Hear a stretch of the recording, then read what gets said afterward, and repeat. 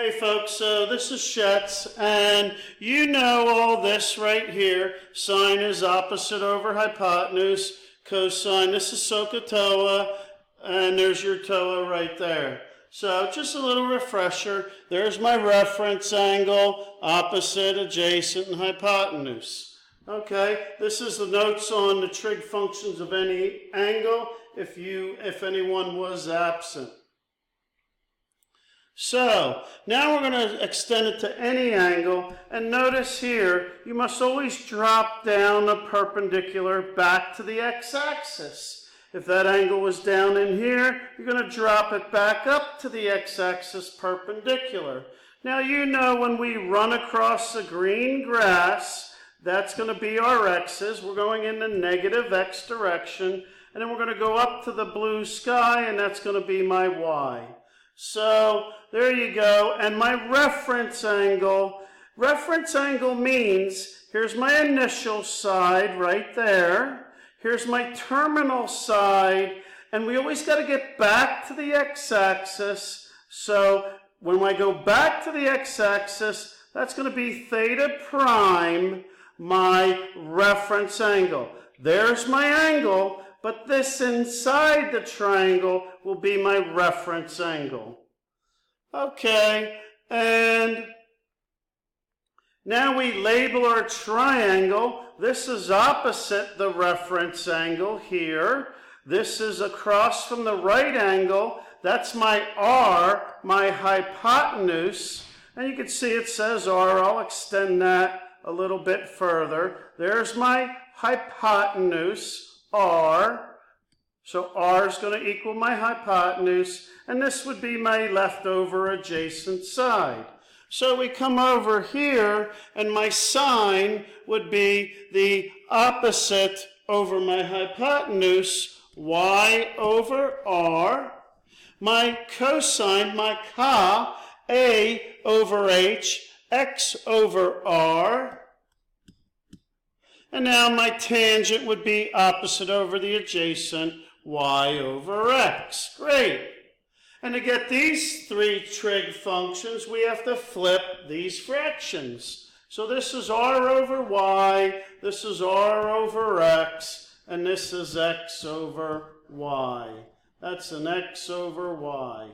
All good? All right, great.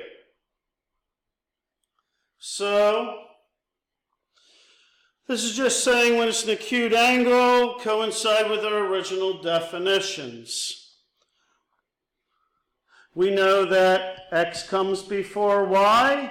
We also know that cosine comes before sine.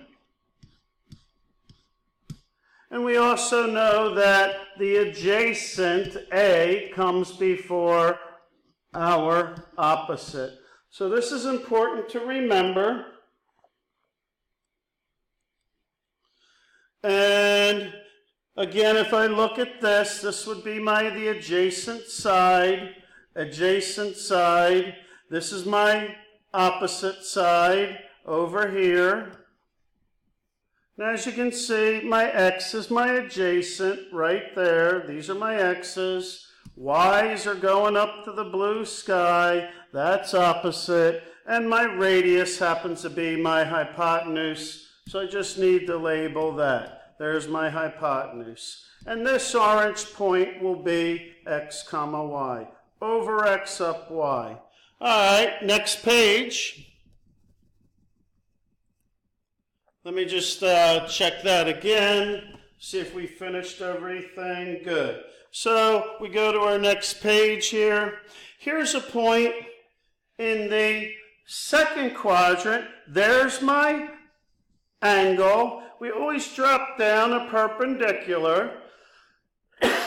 And that means that running across the green grass, going to the left, I had to go -4, and I had to go 3 high.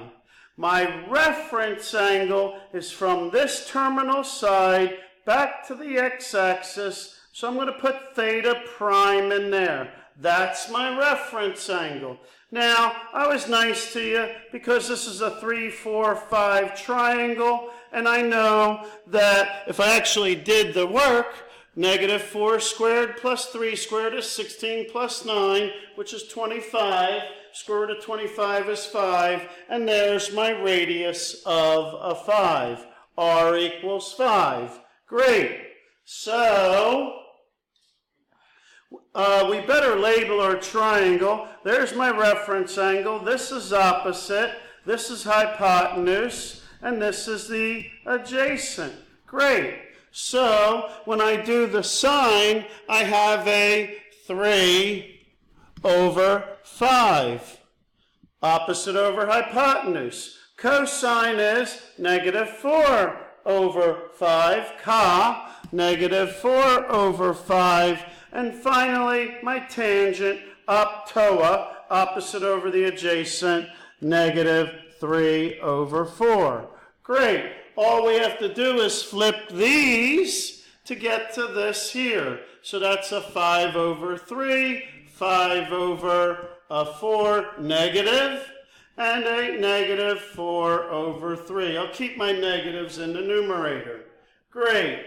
There you go. Okay, look at this next problem, and notice we are in the first quadrant. I'm going to drop down a perpendicular.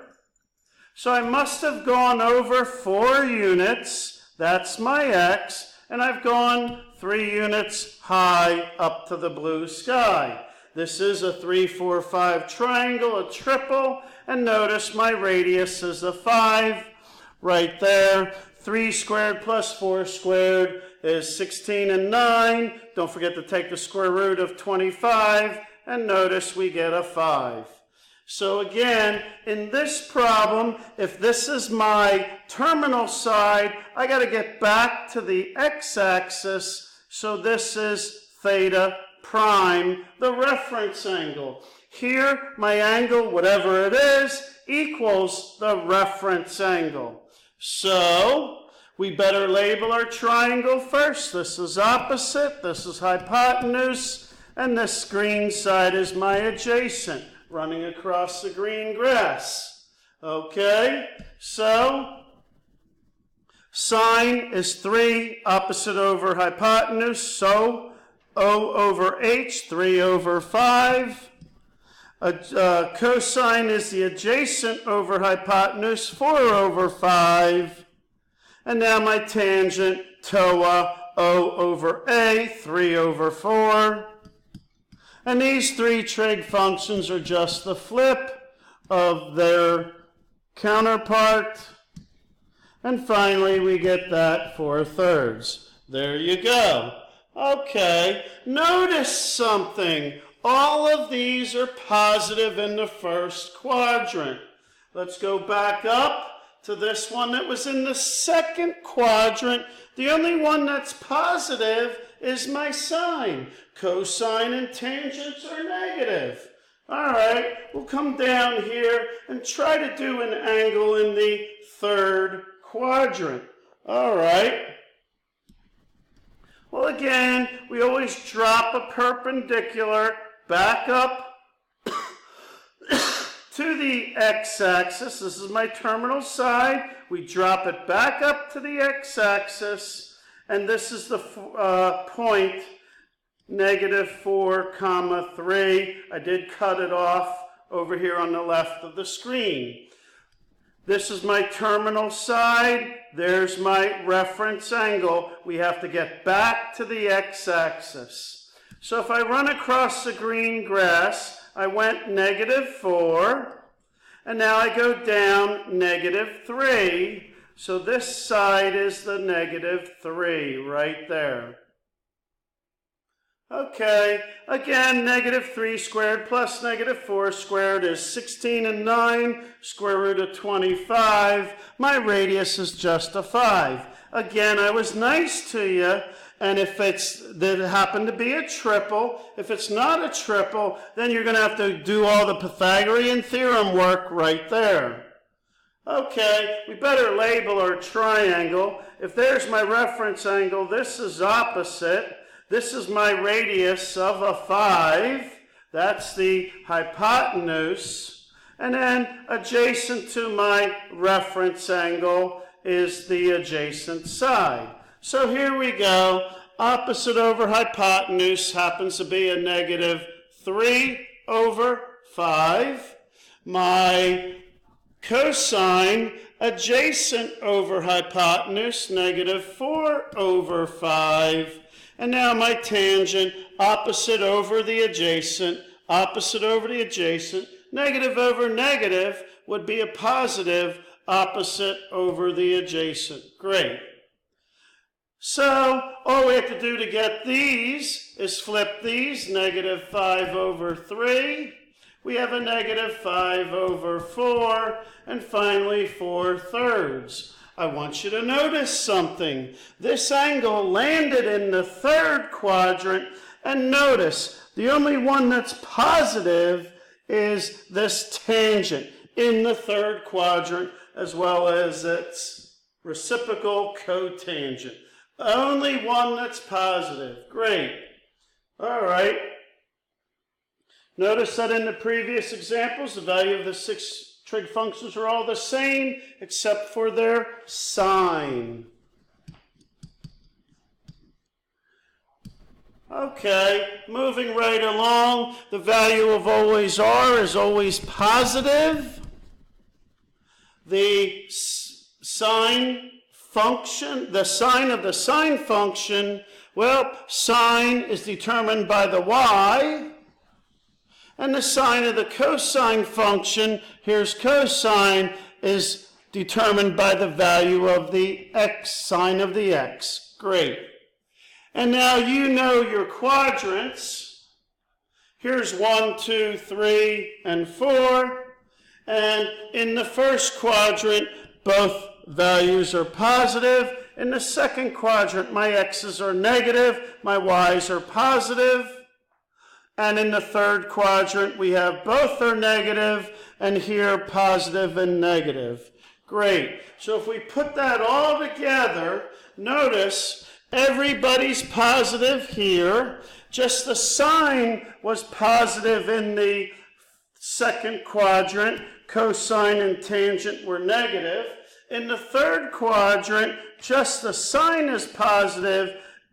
Tangent is positive. Cosine is negative, sine is negative. And in the fourth quadrant, just the cosine is positive, and both of these are negative. So here's a nice, easy way to remember it. All of them are positive here.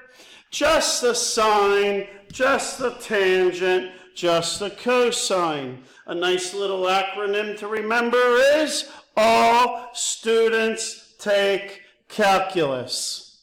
So there you go, folks. We use this quite a bit, as well as their reciprocals. Same thing.